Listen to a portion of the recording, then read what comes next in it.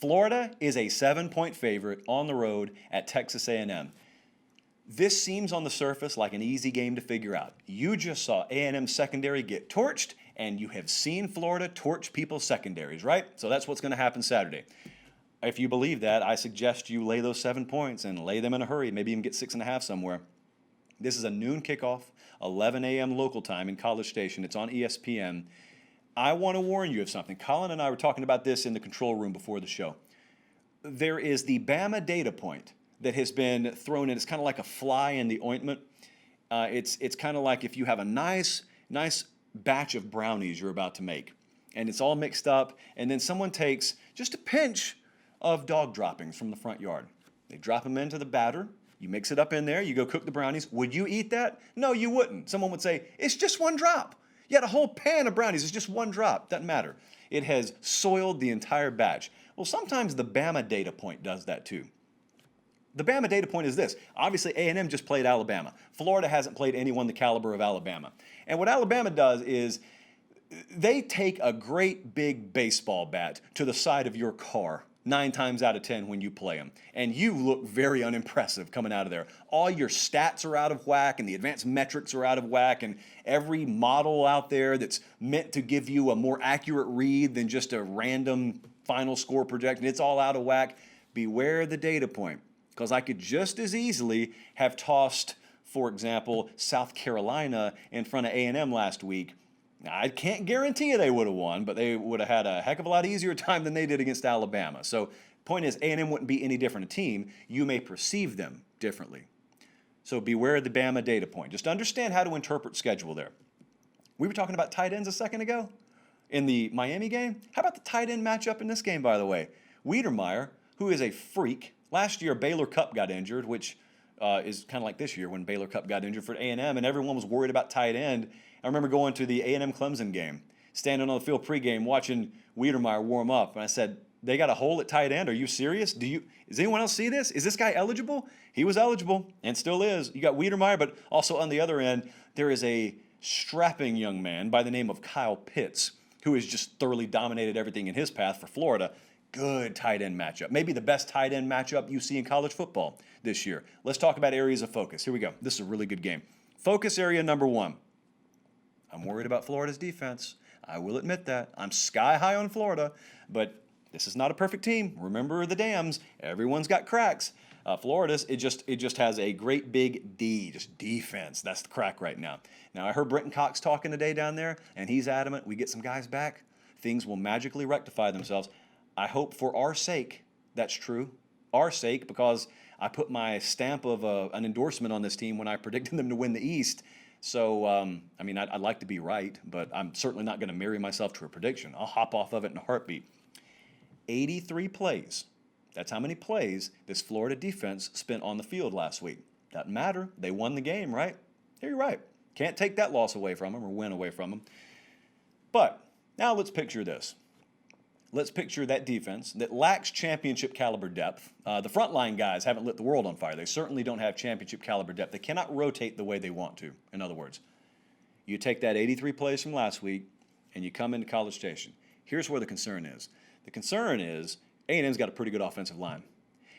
A&M did not play nearly as poorly as the scoreboard would indicate against Alabama. If they're able to tilt this thing early, if they're able to stay on the field, tilt the total plays stat category, tilt that time of possession category, keep an eye on that. If you want something to watch specifically in this game, check midway through the second quarter. Time of possession, but more importantly, check total number of plays that have been run. Like Tennessee had a 29-9 plays edge in the first quarter against Missouri last week. Gave you a pretty good indication of the way the game was going. Check that total plays. And then keep in mind, 83 plays a week ago, lack of quality depth here, same guys on the field for Florida, that could tilt this early. And it could draw it way out of whack and take every prediction you had and just wad it up and throw it in the trash. And I'll tell you how Jimbo Fisher is going to go about achieving that in ways that he really, at least from a design standpoint, did not do last week. And that is doing what I have always advocated for them to do with Kellen Mond, and that is use all of Kellen Mond. that includes from the waist down. He is a very good runner. He is very adept at making plays on the run, but he's also very adept when things break down, which they tend to do because Jimbo runs an NFL offense from 1986, in extending drives himself. You got to allow him to do that Saturday, and not just in impromptu fashion. Make them account for him, and they will, but make them have to account for him. Show them that they're going to have to all day. I, kind of switching gears here, cannot figure out how effective Florida's passing game is going to be. It's going to be effective. It's going to be very effective. So if we're thinking on the scale of 1 to 10, and 10 is the best passing performance that you'll have all year, they're going to be above a 7. They're going to have success throwing the ball. What degree of success are they going to have throwing the ball? They were no match versus Alabama. Alabama carved them up. The speed was very disproportionate in the advantage of the Crimson Tide. It will be again Saturday. The matchups heavily tilted towards Alabama. They will again Saturday. Also, Florida has got a much better presence at tight end. All respect to Miller Forrestall, or Forrestall Miller. Shout out Vern Lundquist. I think the edge goes discernibly to Kyle Pitts in this matchup. So you got another element on third down that you haven't had to worry about all year, at least the likes of Kyle Pitts. All of those are heavily tilted towards Florida. Here's what I think people are not mentioning so much. Alabama's probably got one of the best pass protection offensive lines in America. Run blocking's left a little bit to be desired. Pass pro is spectacular. Mac Jones had a lot of time to operate last week. What have we said? It feels like about the past decade in a row, but especially the last couple of years in the preseason. What have we said about Florida? Florida fans, what have you said? It's something like this. Tell me if you've heard this before. We're going to go as far as this offensive line will take us. And you're right. So this game, while you look at Alabama just bombing away on them last week, there's another thing you need to know about A&M. They got a pretty good defensive front, too. Guys like Bobby Brown. I thought that I was pronouncing Leal's name right the whole time, but it's apparently Leal, so they recruited him straight from France. He's a monster, I'll tell you that. They can disrupt. They can get after you. They played a great offensive line last week. Florida's offensive line, many things. Great is not one of them. They've been adequate. They better be a little bit more than adequate Saturday, because in order to bomb away and do everything you want to do in that passing game, obviously you need a little bit of time. And even if they do get pressure on Trask, they'll still be success in the pass game, but then you sort of up the possibility that you have some mistakes made too. And if you want to know the formula for A&M pulling this mild upset, tilt that thing -2 turnovers against you and in favor of them, and that would greatly help. So, I consider all the variety of weapons Kyle Trask has on third downs and any down, really, and it's hard to stop them. We're going to have a pick on this game that extends well beyond just the side in a second. So if you know that about your offense, if you're Dan Mullen, how do you go about this? Because I think I don't know that you have to be hesitant. I think you need to be aggressive. That's the DNA. That's what he's tried to instill in Florida's program. Aggression, and if he's asking it from you, then he's going to replicate that and show that in how they approach putting together a game plan and calling a game plan. So with that in mind, I wonder if they go for knockouts early. I wonder if they try and throw haymakers and straight go routes early, because it worked for Alabama last week, man. And those, in a lot of cases, were obvious passing downs, 2nd and long, 3rd and long, and you still had receivers with 2 and 3 steps of separation. I don't say that sarcastically. You know how long a step is? A step's a pretty wide margin when you're running full speed. They had steps worth of separation in some cases against A&M's DBs. So if you're looking at it, and there's one right there.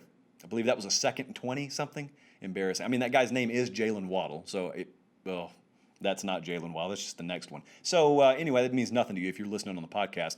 If you're Dan Mullen, do you say, they did it, we can do it too? Do you go for it early? I think they probably will. But what if it doesn't work out? Let's just kind of speculate wildly here. What if it doesn't work out? Because I'll tell you this. I think the typical blueprint for Florida this year is to throw early, run late. I'm not so sure that they may not at least contemplate the inverse here. Mullen knows his defense better than me.